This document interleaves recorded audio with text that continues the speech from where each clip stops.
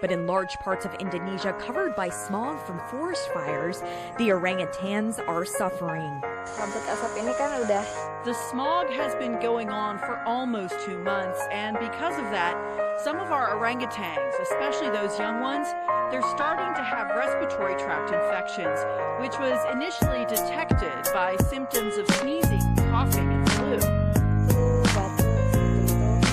Dozens of animals have been affected, so authorities are stepping in, moving them into facilities with cleaner air where they can recover.